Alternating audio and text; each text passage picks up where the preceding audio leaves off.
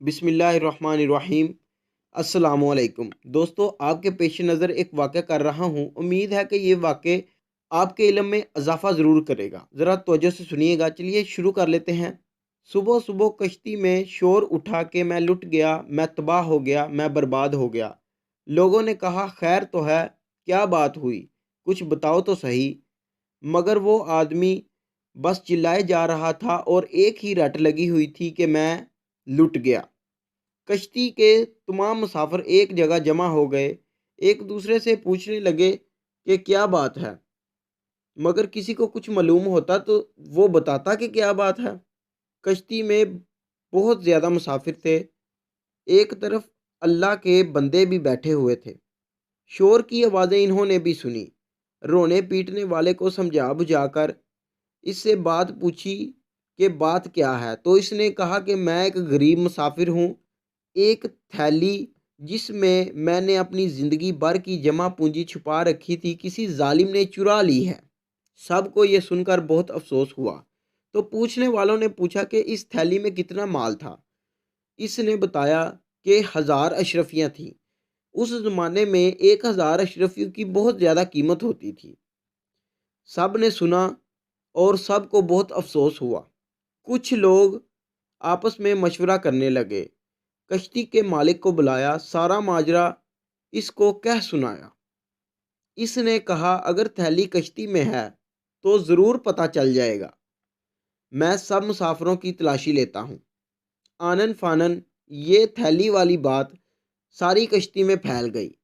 जहाज़ में मर्द, बूढ़े, औरतें और बच्चे भी थे। कड़ी निगरानी में सब मुसाफिरों की तलाशी ली गई, मगर किसी के पास से गुमशुदा थैली ना मिली।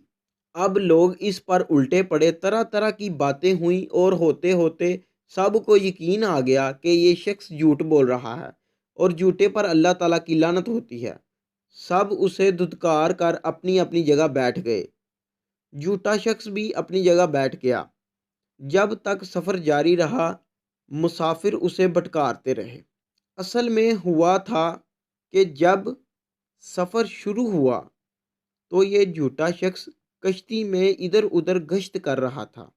इस आलम फाजल अल्लाह के बंदे के पास भी जाकर बैठा था और इनके पास बैठने से उसे मालूम हो गया कि इन अल्लाह के बंदे के पास 1000 अशरफियों वाली एक थैली है।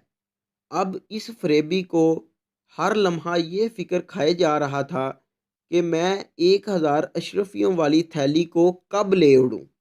जब कोई और तदबीर ना बन पाई तो इसने ये खेल खेला कि सब शरीफ लोगों को परेशानी में डाल दिया और सब लोग बहुत ज़्यादा परेशान हुए और तमाम मुसाफिरों को इसकी वजह से तलाशी देना पड़ी।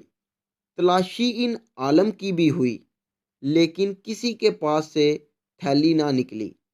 जब दरिया का सफ़र ख़त्म हुआ और कश्ती किनारे पर लगी, तमाम मुसाफिर उतर गए तो ये झूठा शख्स एक अलहदा होकर उस नेक बंदे से पूछा कि आपने मुझसे झूठ कहा था कि आपके पास 1000 अशरफियाँ हैं। इन्होंने कहा, नहीं, मैंने झूठ नहीं कहा था, मेरे पास वाकई 1000 अशरफियाँ थीं। इसने पूछा, फिर वो थैली कहाँ गई? इन्होंने जवाब दिया, जब तूने अपनी थैली गुम हो जाने का ढोंग रचाया था तो मैं समझ गया था कि तू मेरी थैली हथियाने के लिए ये सब खेल खेल रहा है।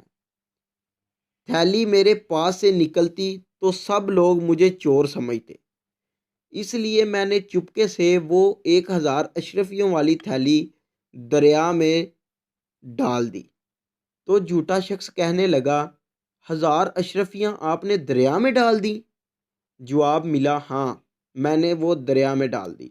इसने कहा, तब तो आपका बड़ा नुकसान हुआ।